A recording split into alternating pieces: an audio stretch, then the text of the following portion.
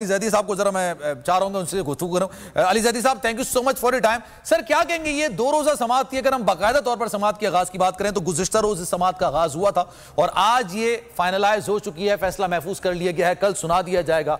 What do you think sir, किसका इख्तियार है इलेक्शन की डेट अनाउंस करने का? यही फैसला होगा ना? देखें, ये बड़ा एक इंटरेस्टिंग केस है क्योंकि आर्टिकल 105 जो है ना वो बड़ा क्लियर है, उसमें कोई एम्बिग्विटी है नहीं कि असेंबली डिसॉल्व होने के 90 दिन बाद इलेक्शन होना, इसमें तो कोई एम्बिग्विटी है नहीं। अब क्वेश्चन ये आ गया कि डेट किसने अनाउंस करनी है। वो जो कॉन्स्टिट्यूशन का आर्टिकल है 105, वो अगर पढ़ ले कोई where the governor dissolve the provincial assembly notwithstanding anything contained in clause 1, he shall appoint a date not later than 90 days from the date of resolution for holding a general election to the assembly and appoint a caretaker cabinet.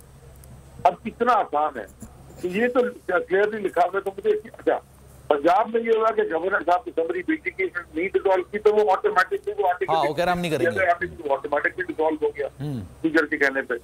तो अब ये तो 90 दिन में date देनी है। मुझे तो उससे बड़ा सवाल जो मुझे समझ में नहीं आया कि नोटिस तो हुआ था, स्लो नोटिस तो हुआ था इलेक्शन कमीशन की, तो ये पीटीएम वाले वकला वहां क्या कर रहे थे?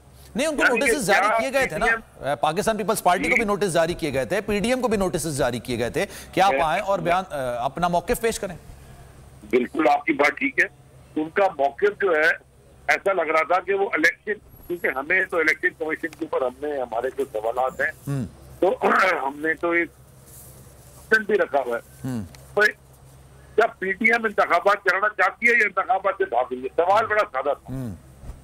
अगर पीटीएम मुखालिफ पार्टी नहीं है ईसीपी में, चले उन्होंने बुला लिया, तो फिर उनके जो वकला थे फारूक नाइक साहब या पीटीएम के दूसरे वकला, वो ईसीपी को represent Farooq H Naek Pakistan Peoples Party के वकील, और उन्होंने कहा आसिफ अली जरदारी साहब वो तो नैरेटिव को कर रहे थे ना, तो ईसीपी को और उन्होंने मौक़िफ़ ये दिया कि आसिफ अली जरदारी साहब ये कह रहे हैं कि आसिफ अली जरदारी साहब ये कह रहे हैं कि भाई ये सियासी जमातों का काम नहीं है इलेक्शन की डेट अनाउंस करना, ये इलेक्शन कमीशन का काम है। इलेक्शन कमीशन के वकील कह रहे हैं कि जनाब अगर ज़िमनी इंतखाबात होंगे हम अनाउंस करेंगे, सदारती इंतखाबात होंगे हम अनाउंस करेंगे, अगर इस हवाले से कोई सेनेट के इंतखाबात होंगे हम अनाउंस करेंगे, लेकिन ये सूबाई असेंबली के हम नहीं कर सकते, ये गवर्नर करेगा। गवर्नर के अपनी मंतक थी, गवर्नर के वकील की। ये बात आपने ठीक की, यही तो कह रहा हूँ ना, एम्बिग्विटी क्रिएट की गई है क्योंकि कॉन्स्टिट्यूशन फॉलो नहीं हो रहा। और हमें बड़ी उम्मीद है और हम बड़े शुक्रगुजार हैं जजेस के कि उन्होंने बड़े पेशेंटली सारी हियरिंग सुनी, और हमें बड़ी उम्मीद है कि इंशाल्लाह कानून और आईन के मुताबिक कल फैसला सुनाए। और आप पूरी उम्मीद है, कॉन्फिडेंट है कि कल ये जो एक क्योस क्रिएट किया गया है, किसी की भी जानिब से क्रिएट किया गया है, ये अब खत्म हो जाएगा? क्योंकि ऑब्वियसली मुल्क को आगे बढ़ना है और आईन मुकद्दम है, उसी के तहत आगे बढ़ना है।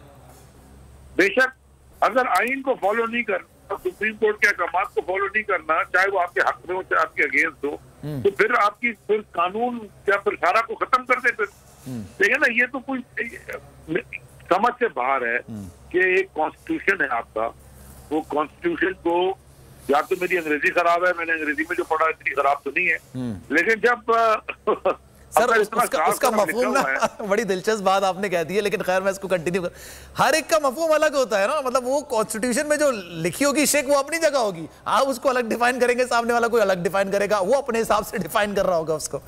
सर मुझे बता दें गुड मॉर्निंग। अब गुड मॉर्निंग में क्या मफहूम है? आपकी सुबह अच्छी गुजरे, इससे और क्या है? तो उसमें साफ लिखा हुआ है 153 में, where the governor dissolve the provincial assembly, Urdu तर्जुमा, जब गवर्नर सूबाई असेंबली डिसॉल्व करेगा, notwithstanding anything contained in clause 1, सब चीजें क्लॉज 1 में साइड में रख के, appoint a date no later than 90 days from the date of resolution for holding the general election of the assembly, यानी कि 90 दिन की डेट के अंदर, रेजोल्यूशन के 90 दिन के अंदर अंदर इलेक्शन, जनरल इलेक्शन होल्ड करने की, आम इंतखाबात की डेट अनाउंस करे। और पॉइंट भी क्या है, केयरटेकर कैबिनेट अपॉइंट करे। अभी इसमें मफहूम किधर से ढूंढ रहे हैं, जरा मुझे समझा देना। सर मैं कह रहा हूं हर कोई अपना मफहूम डिफाइन कर रहा होता है, वो कहता है कि जनाब ऐसा लिखा हुआ है, लेकिन ऐसा नहीं लिखा हुआ, क्योंकि अक्सर प्रोग्राम्स में हमारी गुफ्तगू वो कहते हैं कि विद इन 90 डेज आप ठीक है, लेकिन अगर आप ऐसा नहीं करते तो उसमें कोई ऐसी क्लॉज नहीं है। लेकिन खैर ये एक अलग बात है, मैं क्लियर सलमान, बड़े मजे की बात। जी हुकुम सर। मैं आपको आपके टीवी पे लिखा हुआ है SC verdict tomorrow, यानी कि सुप्रीम कोर्ट वर्डिक्ट टुमारो, अंग्रेजी में लिखा हुआ आ रहा है, तो मैं देख रहा हूँ। अब इसका क्या मफहूम निकालूंगा? सुप्रीम कोर्ट वर्डिक्ट टुमारो, आप बोल देंगे नहीं SC में तो सिंध कोर्ट भी हो सकता है।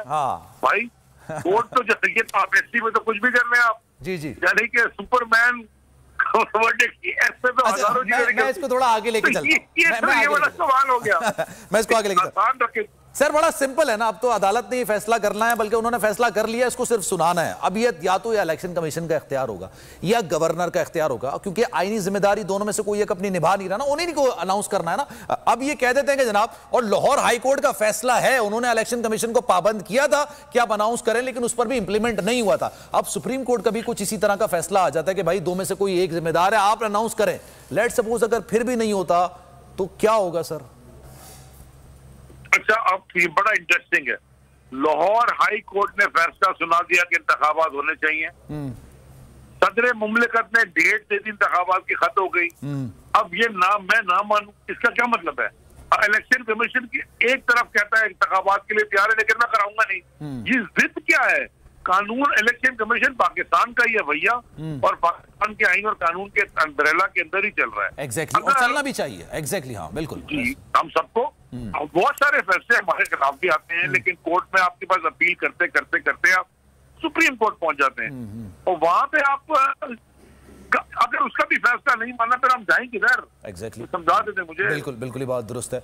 अच्छा सर, फिर मतलब अगर कल ये चीज निकलकर सामने आती है, 9 अप्रैल सदर मुल्क साहब की जो अभी थी, उनके वकील सलमान अकरम राजा ने ये बात बोल दी थी कि हाँ, पंजाब तक हम अनाउंस कर सकते थे, केपी की हम अनाउंस नहीं कर सकते थे, और उस चीज को वापस लेते हैं। मतलब अब कोई नई डेट आएगी, ये डेट अब मेरे ख्याल से शायद खत्म हो गई।